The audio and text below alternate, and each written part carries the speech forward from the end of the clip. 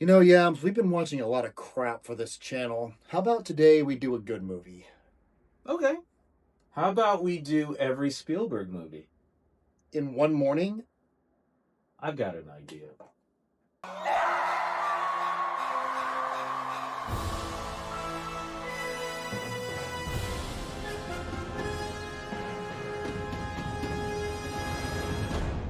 Universal, so we will definitely be getting copyright claimed. I think this is where Jason Bourne shows up. I wish. He beats up the T-Rex with like 5 moves. Oh my god, that would be so great. T-Rex versus Jason, the final Friday. The Bourne Jurassic Ganium or something. Amblin really well describes the pace of this movie. 17 years ago, there were monkeys in trees. That's Scottsdale, Arizona, actually. Welcome to the unnecessary Jurassic Park movie. I need to know exactly how far this is from French Guiana. Oh, thank you. Bunch of computers, still on Windows 95. Where's the little cartoon mosquito to explain what's going on? What? I'm reverting back to my days of being 12 years old. Why are they using 1970s desktops? Mama! Housekeeping. My thoughts toward this movie. I'm sure this is exactly what Mars had in mind when they paid for product placement. Unsanitary. Let's let one of our rappers become the reason a man-eating monster escapes from confinement. A few moments later. I mean, I guess nobody cared about littering 17 years ago. Again, it was a different world. It was 2004. See what I mean? That is not 17 years ago technology. Yeah, it's more like 47 years ago. Come on! Open the door! Please help it. Oh, there's something behind me, isn't there? Okay, I'm gonna slowly. Oh, it's Alienosaurus. What the dinosaur's head is saying is dur dur dur. I'm a mutant. Open the door! It's like, bitch, I'm crying. Remember me as a gluttonous slob! And there it is, the money shot. You can all go home now, folks. The tiniest of arms. It doesn't get any better from here. Was that the Cobra Commander logo? Oh, wrong movie. Sorry. G.I. Rex. Present day? You mean Christmas? Oh, a movie we have to read. I love these. So, how did you hear about me? The Avengers movies. It's on the unnecessaryearrings.com website. They say you're good at procuring things and not asking a lot of questions. They also say you're trying to wipe out all the red from your ledger. All right, what's the hitch? We are going to a place where every government on the planet has outlawed travel. And pantsuits, so you can't wear that. Except for Mexico, they're pretty cool about it. Been on loan from an Indiana Jones movie. Bill Figure makes Cuban drug lord attire. I like this cover of Faith more than the original. But I guess it would be nice if I could touch your body.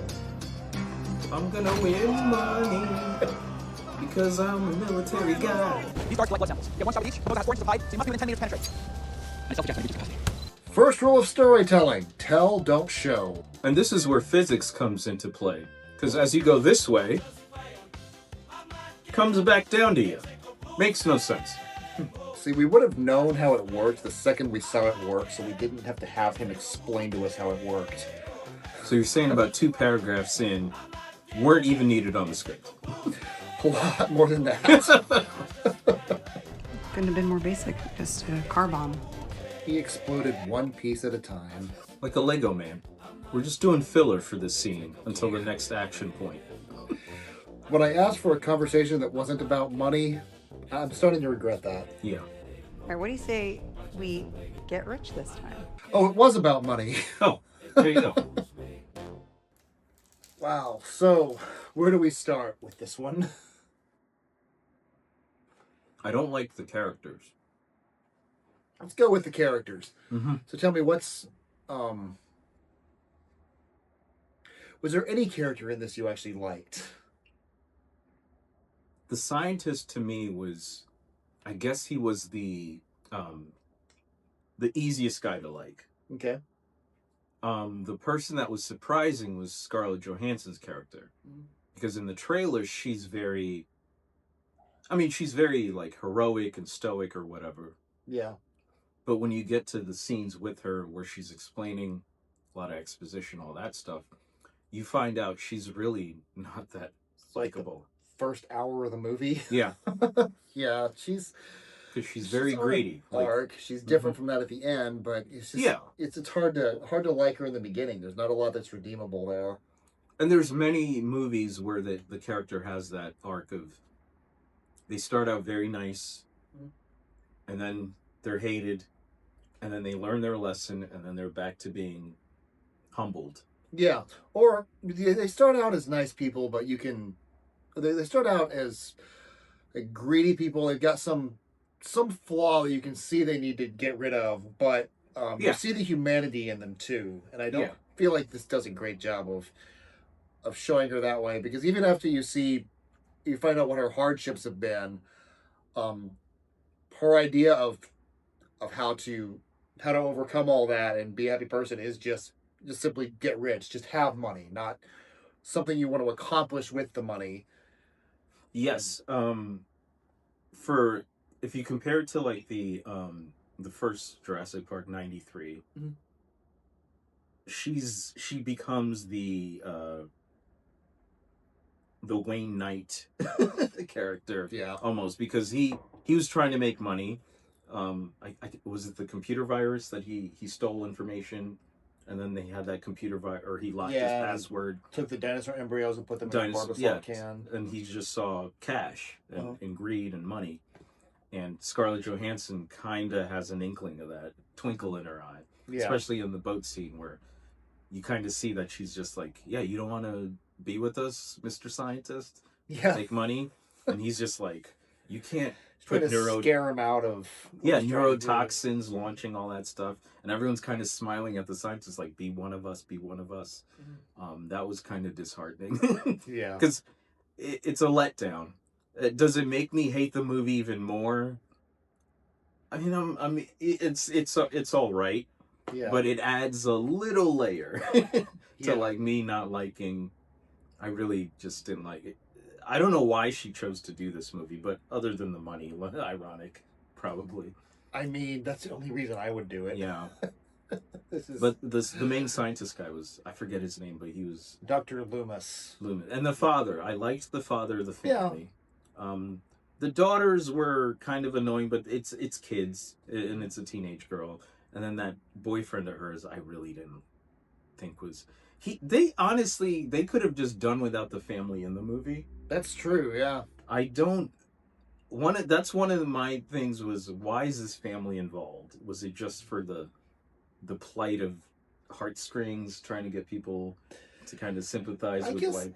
They're supposed to be the most relatable characters, because you've got this scientist, and you've got mercenaries, you've got the corporate, the guy who's supposed to be like corporate evil, they're not... The family was just regular people, so I think they're the ones you're supposed to most sympathize with, which they probably should have made that dad the main character if that was the case. Yeah, including all four of them was not necessary. But if they did have to have some type of somebody relatable, the dad who's likable, that would have worked. But in my opinion, they could have just done without the family. This movie was like an hour too long. Probably an hour and 10 too long. Everybody's really just kind of more of a character type than a character. They're a trope. Like you've got a trope. Like you've got evil corporate guy, which... What's his name, the actor? I forget. But he was in Homeland. Also. He's a really good actor. He's from England, which threw me off because he does an amazing American accent. But yeah, that guy, corporate shill. Yeah. And you've got the scientist guy who's basically glasses. He's kind of a stand-in for Dr. Malcolm, and he reminds me a lot of Roy Scheider in Jaws. Yeah.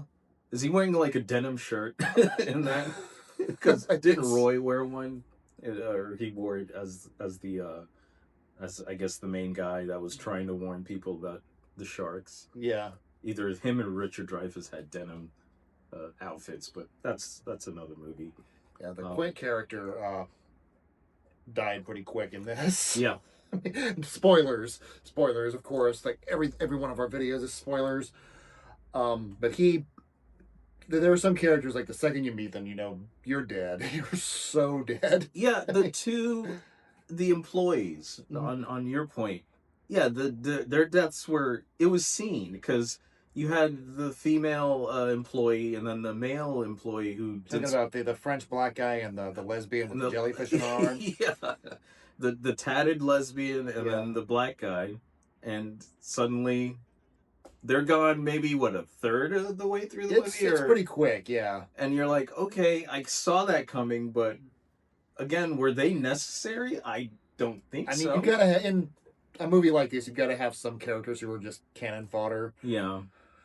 Like, you weren't going to go, oh, yeah, they'll make it at the end. You automatically Yeah, they didn't even introduce them, really. It's just, and they're there. They had no lines. That's the other thing. It's compared to the main characters or even like a supporting actor. Mm-hmm. Maybe I'd say maybe 2 pages worth of lines for the one girl, the lady, and then the black guy maybe doubled 4 pages, but that's it. Yeah, the rest was like looking, getting scared, screaming. Oh, it was so. I don't know, but yeah. Yeah, and the scientist guy was really a pretty stereotypical scientist. He's nerdy, not outdoorsy, which is such a stereotype because there are a lot who will go on these extended camping trips to study primates in their natural habitat. Yeah. Or other kinds of animals. So that's a stereotype. The Scarlett Johansson character was greedy. She's very outdoorsy and very condescending toward people who aren't. That's a stereotype. Like, you have to know what she's like, read my mind. Mm-hmm. Are you this stupid? Like, that type of vibe. Mm-hmm. Yeah. That's one of the things that made her hateable. Right. Dislikable, I shouldn't say hateable. And what's the actor's name? Mekhi Phifer? Yeah, Mekhi Phifer. Mekhi Phifer, okay. Well, he's, you mean Mahershala Ali? Oh, that it? Yeah. Ali, okay. But yeah, his introduction was very much the Han Solo introduction from Star Wars. Which, and I know Star Wars was not the first one to do that, but it's a very common trope, and he's kind of that character, the adventurer, the one who really knows the landscape. Yeah, like he was the Indiana Jones type, almost, but not as, he's more smarmy. Yeah. Kind of likable, like you could see yourself hanging out with him, maybe briefly, but you learn what he's all about. Well, my thing with him is he has very legitimate objections to taking the job, and the only way they get him on board is with more money. Yeah. It's like, oh, so your morality is for sale, basically. Yeah, I have principles. Oh, they're gone. There's more money? You added a 0? Perfect. Yeah. Yeah, Mahershala Ali, he did all right. Again, I mean, his character, yeah, he was needed. It wasn't like the family where, in my opinion, they didn't even have to be there. But yeah. He was sort of like I will lead you there, like, complimented Scarlett Johansson's military background, combat experience. Yes. And their friendship. Would have been nice to have seen some of that instead of just being told about it. Or flashbacks. Yeah. Like the fact that they're just sitting there like, oh, we're old friends, and then scientist guy's like, how do you know him? And then they're just explaining it. And that's like, if they had just had a flashback, I probably would have respected the writing a little bit more, because it's like, oh, you're actually going back to showing us a story of why you're up to this point. Because that's how you tell a story. It's, you want to tell the audience, okay, A and B, but then let's go back to how we got to A, and then sort of kind of build from there. Yeah. Again, I've said this before. Why am I writing this movie for you? Every movie that we've done, it's like, well, as much as, like you're saying, the family didn't really need to be in the movie, that's true, but they also were the emotional center of it. So it needed to be more focused on them. Like, what were they trying to do? And then they get caught up with the expedition. Yeah, like, it should have opened with that family and giving you their stories. Yeah, didn't Jurassic Park 2 do that? They opened up with the family on a boat on a beach. It's been so long Lost since I've Kingdom, seen I that. think. Lost Kingdom opened up with that, and then that's when Sam Lost World. Lost World, sorry. Yeah. Not Lost Kingdom. So you're thinking you're getting Lost World and Fallen Kingdom confused. Yeah. So 93 Jurassic Park, 2000.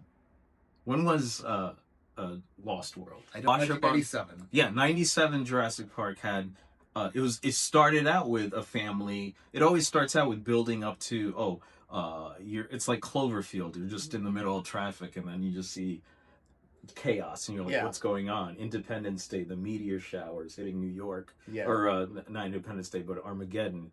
They didn't have that with this, so that is a good point, and it's to me it would have helped if they did reverse those scenes. I guess I stand corrected. They may have needed to include the family for that emotional tie-in, but it still needs tweaking, that screenplay. Yeah, they weren't really needed for the resolution of everything. It focused more on the expedition and the getting the blood samples. Yeah, that was the main objective. Yeah. Go on the island, get the samples from the... I loved it that they broke it down. They said, hey, here's the 3 dinosaurs that we need. And then one by one, in that order, just by coincidence, they got those. Spoiler alert. The only one that they would have had any way of being sure of getting was the Mosasaurus. Yeah, because they just it came to them, and they're already in that environment, so they didn't have to go to it. Well, they have the way of tracking it. It's one of those other things that they explain the sonar. Expositionally. Yeah. Instead of just showing them tracking it, they had to explain every detail about how it was being tracked, because that's what we want to hear. It's dumbed down for audiences. I mean, I get that. Not to make fun of the public, there are idiots out there that do fall for why not our audience, not our audience. No, but I'm saying you're the smartest. But it's just the suspension of disbelief, and it doesn't make sense. But to your point, they think the audience doesn't know the science of it, even though we kind of understand basics of storytelling. You don't have to. Yeah, I mean they can tell us which dinosaurs they have to track, but they can show the characters tracking the Mosasaurus and give just a brief explanation of the people who engineered it put a tracking device in it, so we're using that now. Did you notice the plot relied a lot on coincidence? Like I was talking about the flying dinosaur, they had no way of knowing there was a nest of the eggs inside that little they were ruins place. They were rappelling down. I guess Incan, if it's close to the equator. And if he just didn't swing over, there's a hole in the whole reason they did that was that he figured there were eggs in there to get the blood samples from. It's like he had no way of knowing that. That's a pretty big risk to take if you're not sure. Yeah, what if you just go in there and there's just a hole with a giant spider? They just kind of coincidentally ran into the titanosaurs. Yeah. Those are the giant brontosaurus looking ones. Yeah. Again, I'm so bad with names, but the big ones. But that's every dinosaur. But they hit the they took the needle to it, and then it did a weird lovey-dovey with its partner. Mm-hmm. That was a weird segue into look how loving heartstrings trying to get, I guess, the demographic that wants to see emotional displays. Dinosaurs falling in love. That's a weird demographic. It's almost like bestiality. Yeah. But it's not to that level. It's not. It's just they formed a cartoon heart with their necks, and I was like, what? And then she's like, oh, let's not shoot them. She had that split second thought of they're in love, and I'm like, what is Scarlett Johansson doing? And then the little girl with her cute little pet, I want to say it's a Triceratops, but it wasn't. It had 3 points. Aquilops. Yeah. What it's called, yeah. That didn't bite her and give her rabies. That should have been a concern for the father. But that's just me being if I was a parent, I'd be like, honey, don't touch that. The Aquilops had no purpose in this. It was just a cute thing for kids to be like, I want one of those. It was the companion to the girl, but she was not traumatized from all the stuff that she witnessed. That's the other thing. I think she's 8? Yeah. Not 8 or 9. She witnessed the boat capsizing, and then I guess her parents already divorcing, so that's another traumatic thing. And then her getting on the island and then seeing these giant evil things and then seeing a cute little thing. That's a lot for a child to see in a span of 2 hours? Yeah. Yeah, I was kind of like impressed by, the character just being her like resilience. Not screaming and just going, oh, there's a giant thing coming at us. And then her dad just grabs her and I'm like, I would be hysterical. I'm a grown man. I'd be pissing myself. It's like, oh, this little girl's stronger than I am. Speaking of that, I wanted to address the pissing scene.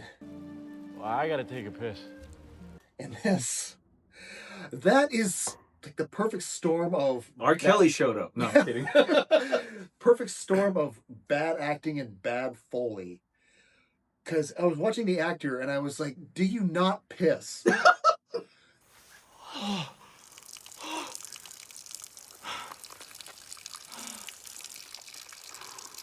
I mean, the movements he's making are not movements you make when you're taking a piss. He's...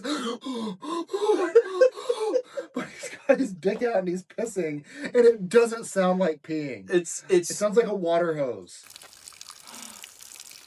Yeah, like you either have your urethra's broken and your entire like body cavity's emptying, or you are pouring a bucket of just you have a hose next It's to like, you. who thought that was good?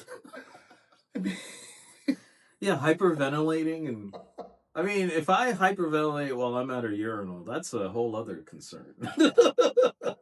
Like if you stand next to me and I start doing that, call 911. Like it's not even, sorry to disturb you pissing, but sorry to disturb you pissing, but get out your phone listen, and dial 911. Dial 911 because the person next to you is hyperventilating, losing my bladder for some reason. Yeah, that's a good point. Like the pissing, the Foley artists, just I mean, they perfected the sounds for a lot of other things, but just the normal human, I guess, action that everyone knows what it sounds like. Like a punch in the face, you don't run into that every day. You have to come up with it. But to actually hear yourself piss, let's be honest, as a guy, you know what that sounds like. So as a Foley artist, like, oh yeah, this is perfect. I know. And you're pretty familiar with what you look like when you're doing it. So this guy, it's like his first time pissing, or somebody who doesn't piss trying to He's trying out a new dick. He just got surgery. I don't know, like stitches removed or something. This is the kind of thing that bothers me when I watch a movie. It's the bowel movements and the urinary issues. So. I don't know why it stands out so much. It's like somebody, I mean, no offense, but it's just like somebody who's not human trying to do a human thing, and it just doesn't work. And other than that, I thought he was a fine actor. I'm just picturing the audience watching that scene over and over again going, what is Daniel's what was right? he thinking? There's going to be some people going, oh my God, he's right. And then there's other people going, Daniel's out of his mind. I think he's no, that looks like pretty convincing pissing to me. Daniel's just out of his mind. Foley Artists Union is going to be like, that is a pissing sound if I've never heard one. I don't know what this guy's talking about. It was like an AI creating a character that was supposed to take a piss. It's like Siri just saying, here's me pissing. You're like, that's not how you do it. But like those, the way those syringes worked, moving right along, was completely nonsensical. It's like if you've got something relying this much on the coincidence of you being able to catch it, it's like make it work like a harpoon. Have a rope attached to it, or some retraction other than it fires off and then parachutes down. You've got to basically get a wide receiver to come with you on the trip. It's a freaking NFL combine. Like, yeah, you said with the harpoon, you're right. That would have made sense. And then when they tested it out, when the scientists like put it up and then, on the boat as they're moving this way, and then he shoots it up, it doesn't go that way. It just comes back to them as they're going that way at 30 knots or whatever the speed is in nautical mileage. I was like, I'm not a physics expert, but I took physics in high school. That shouldn't happen. The way a lot to calculate for. And it didn't come back down with the parachute. It just came straight back down. And he just caught it like, yep. Yeah, they made that way too easy. Oh, I hated that. Everything they needed just kind of came to them when they needed it. Yeah. You were mentioning the oars in that one scene where she inflates the raft. There's many things that I notice in movies where I'm like, oh, okay, moving on. I couldn't stop thinking about how T-Rex bites down. Suddenly, oh, it's deflated. Nope. And then goes underneath, comes back up. They get back on the boat. Oars. Yeah. 4 of them. Like 3 of them. It's like, are the oars inflatable too? Because the girl launched the box in the beginning, the teenage daughter, and she was like, okay, she just opens it to try not to like make any noise. It pops open, okay, and then the thing's on its side, so I'm like, okay, then they get in, all of a sudden, or 1 or 2 or 3. I'm like, was that inside with the... They're folded up, and then you can like push a button that makes them... It pissed me off. I'm like, I hate that I noticed all this of a sudden. Yeah. It gelled into like a hard, like, it's fiberglass, yeah. It's a lot of points. Like the first time we watched this, we couldn't even pay attention to it because all these things kept popping up, and we just couldn't not address them. So we weren't even entirely sure what was going on because every 2 seconds there was something nonsensical that had to be addressed. We were better off just drinking while watching this. That way we could forget it all. But yeah, I wish it was hard to watch. I wish, man. The last 30 minutes between me and you, and I've said this, I couldn't surmise or understand how is this still is this final editing? Like this was approved by like the studio. Like, oh, it was bad. And I think the original Jurassic Park, it always felt like something was going on. In this, it didn't really feel like that. It was just kind of hollow exposition to me. It was a good 20 minutes in before they were even on the fucking boat. Yeah. When you stated that the opening scene should have been the family, and then the first half of the movie should have been that, I think, is, oh, it's the family. Then they run into these militant guys and corporate guys that want this blood. Mm-hmm. And then ScarJo's a side character.